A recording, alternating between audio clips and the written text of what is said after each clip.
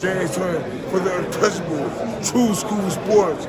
Let's go, baby. Bow! Be careful what you wish for because it can become a reality. Yeah. The untouchable True School Sports Empire proudly presents something the boxing games are missing. Hey, what's going on? It's your boy BT, and I came here to talk some boxing with the thousands of True School Sports subscribers. All right, so as I've said many times before, the 2024 was, and will continue to be the year of the featherweight division. And look, guys, there's been so many great fights this year, so many great moments, so many fighters who have emerged and made themselves a player in this division in this calendar year. And these two right here are gonna close the year off strong for a featherweight division. You know, they did it last year, and they're gonna do it again this year in December. So this is my official video for the December 7th fight for Robeisy Ramirez and Rafael Espinoza. This is the rematch, and now I actually had the honor to be at the rematch, or at the first fight, I should say, back in last year in South Florida, in Pembroke Pines. And it was one of the best fights I ever went to, you know. I remember I sat ringside. Coincidentally, I sat ringside near Robeisy Ramirez's wife, and I didn't find that out till the third round because I was joking around. There was a handful of Mexicans there in South Florida, and I was saying, Mexico, Mexico, and I was joking around, not knowing that I'm literally sitting next to Robeisy's wife, and she got mad, and then when Robeisy dropped Espinoza, she gave me a dirty look, right? So I have a lot of good memories from this fight. I really do. And, you know, Espinoza showed a lot of grit and determination to get up off the canvas and get the knockdown later on to seal the fight. But I just think this fight, it's going to be a little different. It has to be a little different. The reason why I think this fight will be different in terms of how it could play out is, for one, Robeisy Ramirez is not coming in as the champion. Robeisy Ramirez is not going to be getting asked a million questions during fight week about fighting Naya in a way. He just wants to get back in the mix and become a world champion again. And knowing what he went through in the last fight against Espinoza, you know, he's going to have a bit more hunger. I would even expect I would expect a much sharper Robeisy Ramirez.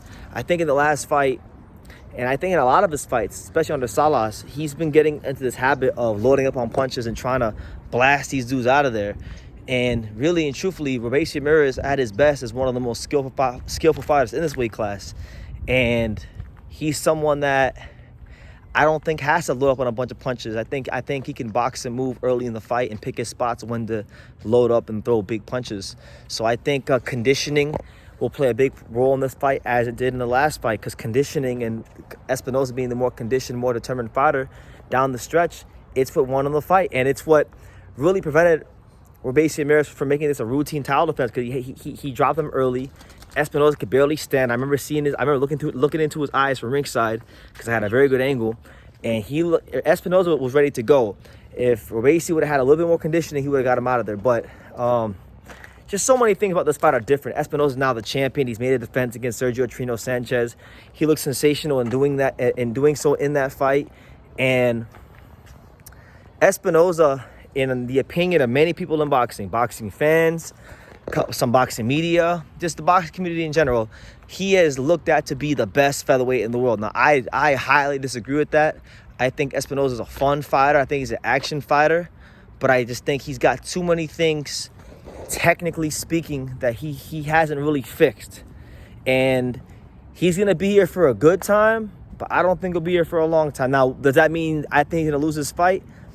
I don't know. I don't have a prediction for the fight right now. I'm spitballing out here. This is my initial preliminary thoughts video.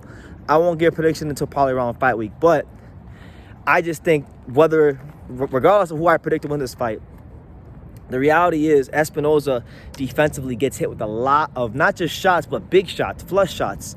He's not one of these fighters that rolls a bunch of punches, blocks, fights out of a high guard. He gets hit hard with a lot of shots, and you can't keep testing your chin over and over and over again, because eventually you get found out, right? And I kind of just look at Espinoza as a very fun fighter who is a champion, who has a world champion's heart, the big Mexican heart that a lot of Mexican fighters have. But I don't think he's going to be champion for a long time. That's my opinion. We'll see how it goes. But yeah, the fight within the fight for me, what I would like to see from Espinoza in this particular fight is maybe him fight more tall, you know, like, because he's a guy that is tall. He's 6'1" for the weight class, but he doesn't always fight like a tall fighter. As Espinoza holds the belt longer, I want to see him develop into being a more dangerously tall fighter. Don't be so quick to give up your size. Don't be so quick to just go have a war, because I'll tell you this, in this fight right here, if Robeisy drops him again in this fight, I think Robeisy will finish him off this time. So it's very imperative. You can't underestimate Robeisy Ramirez. Robeisy is a 2-time gold medalist. This is a guy that lost his pro debut, reeled off like what was it, like 14 straight wins, then became champion.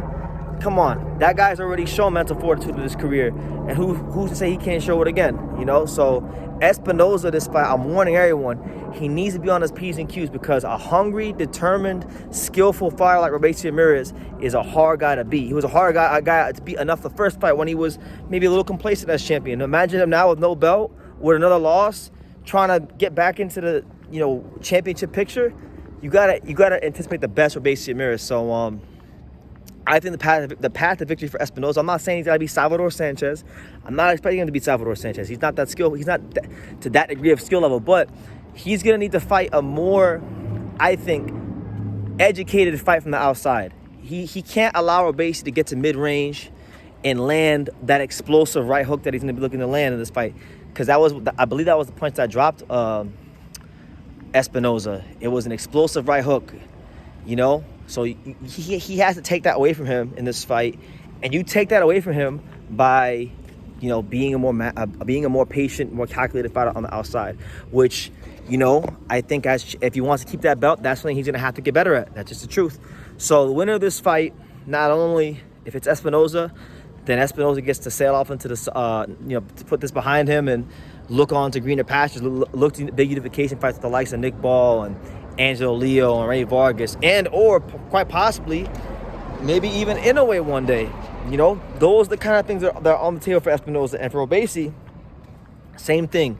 He was a guy that was the co-main event on the Inoue Fulton undercard. Co-main event.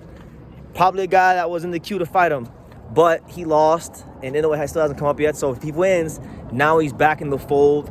Now he's back champion again, and he's looking at getting the Inoue fight and or unification fights against guys like Angelo Leo, Ray Vargas, Nick Ball, maybe even potentially a fight against Bruce Carrington, because I know that Top Rank does want to make Bruce Carrington a champion if they can. And I think Robeisy is a fighter that, Carrington would match up, fairly well against, more so than the other guys at featherweight. So, that being said, really good fight. I think this is one of the best fights that Top Rank and boxing could have given us to close the year off strong in December.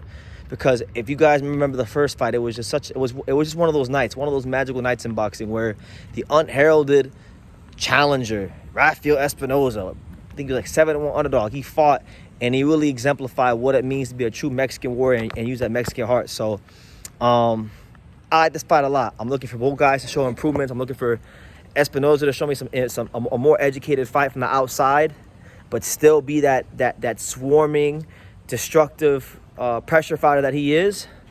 And I'm looking for Robeisy Ramirez to be